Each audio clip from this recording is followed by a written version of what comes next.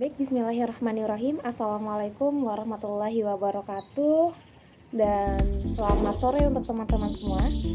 Sebelumnya, saya ucapkan terima kasih kepada Bapak Yuli Hartanto SI Kominkom selaku dosen pengampu mata kuliah Manajemen Media Massa.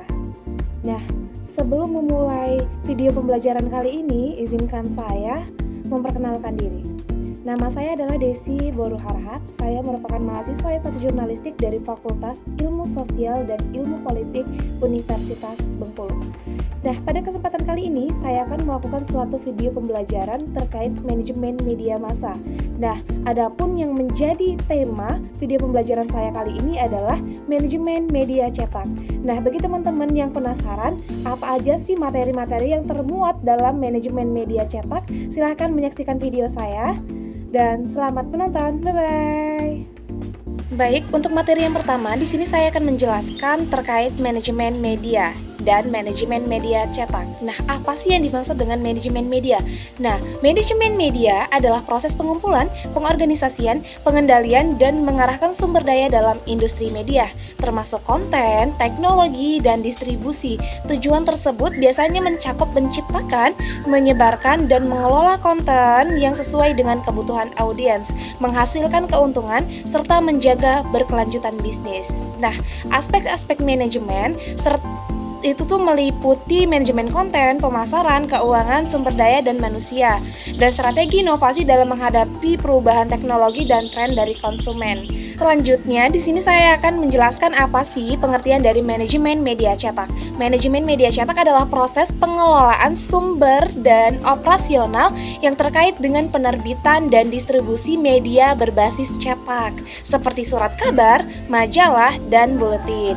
Ini mencakup perencanaan, produksi, pemasaran, dan distribusi konten cetak kepada audiens, serta pengelolaan keuangan, sumber daya manusia, dan teknologi cetak. Nah, manajemen media cetak juga berfokus pada strategi untuk mempertahankan relevansi dan profitabilitas di era digital, termasuk integrasi platform cetak dengan digital untuk memperluas jangkauan pembaca.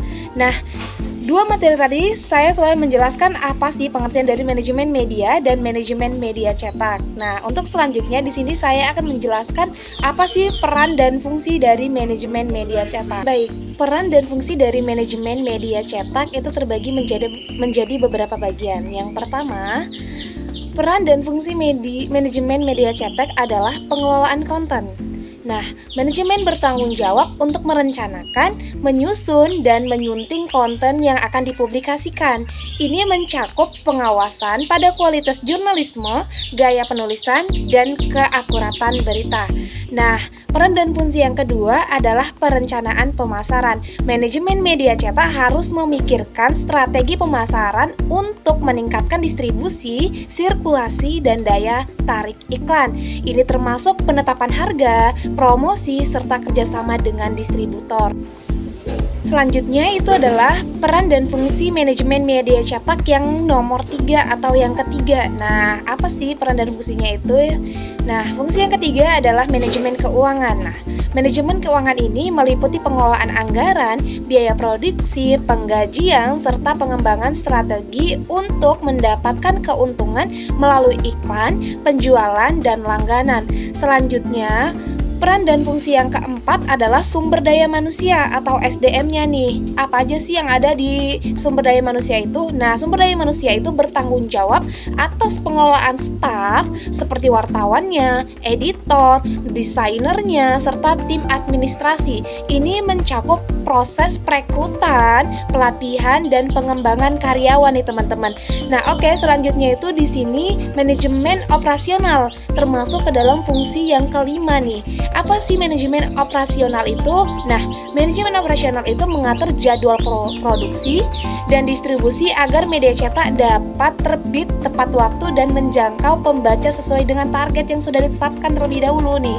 Nah, operasional juga mencakup pengelolaan percetakan dan distribusi fisik ke pengecer atau pelanggan dari manajemen dari media cetak itu sendiri gitu.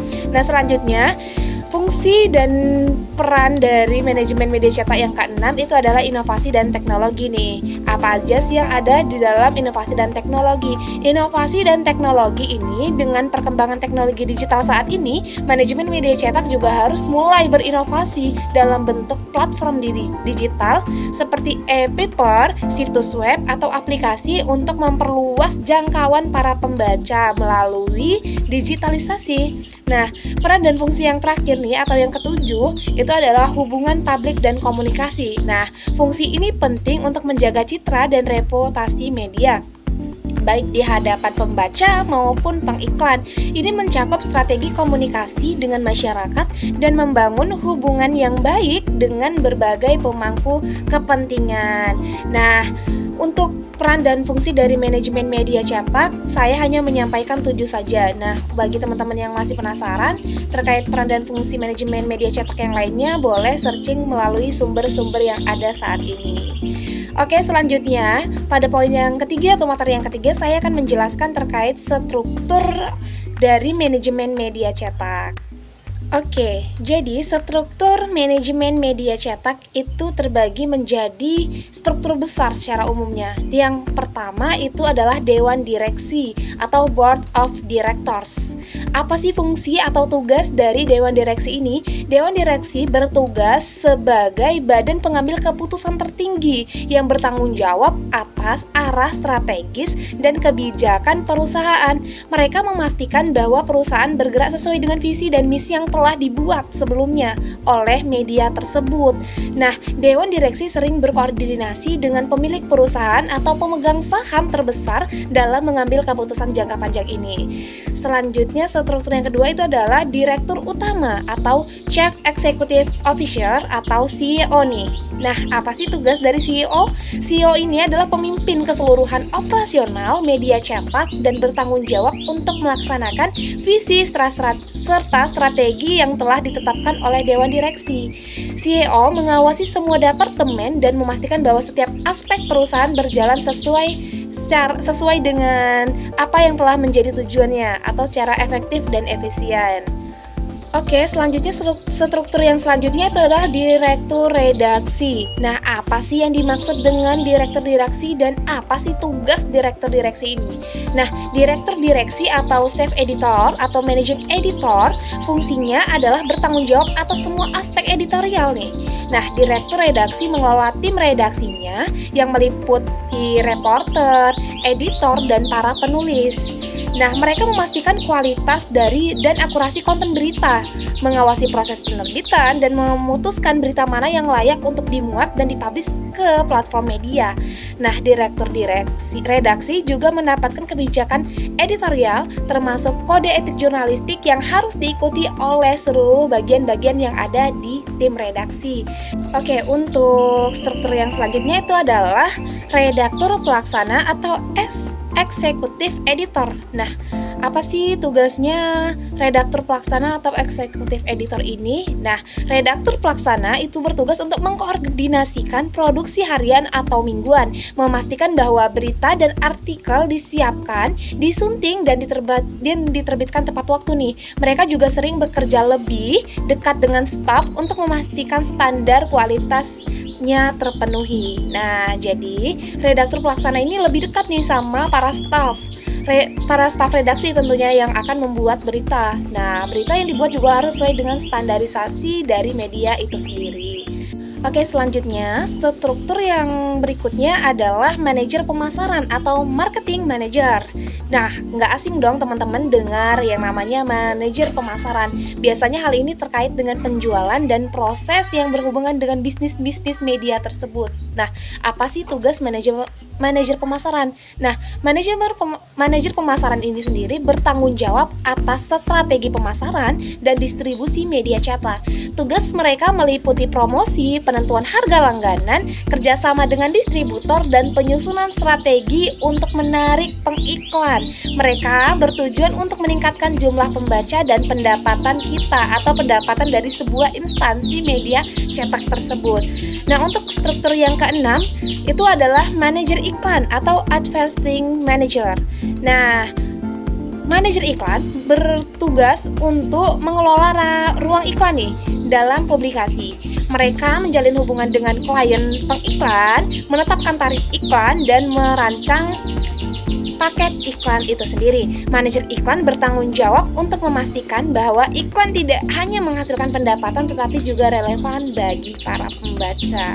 Oke, kita lanjut ke struktur yang selanjutnya. Struktur yang ketujuh adalah manajer produksi atau production manager. Nah, manajer produksi bertugas untuk mengelola aspek fisik dari penerbitan termasuk pengelolaan percetakan, tata letak halaman, desain grafis, dan kualitas akhir dari media cetak. Mereka memastikan bahwa semua materi dicetak tepat waktu dan dalam kondisi yang terbaik sebelum didistribusikan.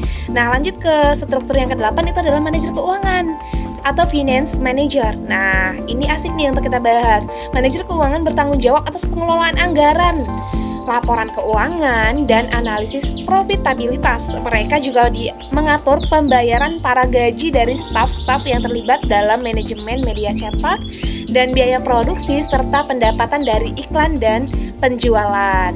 Mereka akan mengatur setiap pemasukan dan pengeluaran yang dilakukan oleh manajemen atau media itu sendiri. Baik, lanjut kepada struktur yang ke-9, itu adalah manajer sirkulasi atau circulation manager. Nah, apa sih tugasnya?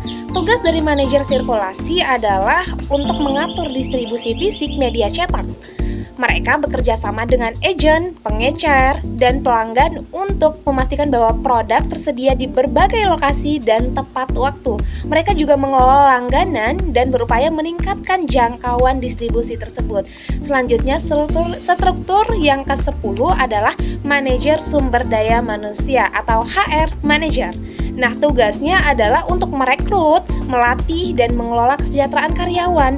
HR manager juga menangani kebijakan perusahaan terkait pengembangan karir, penggajian, dan evaluasi kinerja karyawan. Oke, struktur yang selanjutnya adalah editor saksi atau section editor. Nah, setiap saksi atau departemen berita, misalnya berita nasional, internasional, olahraga, atau gaya hidup, memiliki editor yang bertanggung jawab atas konten sesuai dengan kebijakan redaksi dan relevan bagi audiens target. Nah, selanjutnya struktur selanjutnya itu adalah reporter atau wartawan. Tugas reporter atau wartawan adalah mengumpulkan informasi langsung atau mencari data yang nantinya akan dijadikan bahan pembuatan atau penulisan berita. Oke, kita lanjut ke struktur yang selanjutnya adalah desainer grafis atau graphic designer. Tugasnya adalah untuk merancang tata letak halaman, visual, dan elemen grafis lainnya agar media cetak terlihat menarik secara estetika. Mereka bekerja sama dengan bagian produksi untuk menciptakan layout yang profesional dan mudah dibaca oleh para audiens. Selanjutnya itu adalah struktur tim teknologi atau informasi atau IT team. Nah, tugasnya adalah mendukung infrastruktur teknologi media cetak, termasuk pengelolaan perangkat lunak yang digunakan untuk desain, distribusi, serta keamanan data. Mereka juga berperan dalam transisi ke platform digital atau e-paper. Nah, struktur ini bisa bervariasi tergantung pada ukuran media cetaknya. Namun, prinsip dasarnya adalah untuk mengintegrasikan fungsi-fungsi editorial, pemasaran, produksi, dan distribusi dalam satu kerangka kerja yang terpadu. Nah, mungkin itu saja teman-teman yang dapat saya sampaikan pada video pembelajaran kali ini. Semoga apa yang saya sampaikan itu memberikan manfaat kepada seluruh teman-teman yang menonton video saya, dan teman-teman dapat menjadikan video saya ini sebagai sumber dari materi manajemen media cetak. Nah, hidup kesepian tanpa kekasih, cukup sekian, terima kasih. Saya akhiri, wassalamualaikum warahmatullahi wabarakatuh, dan sampai jumpa. Bye-bye.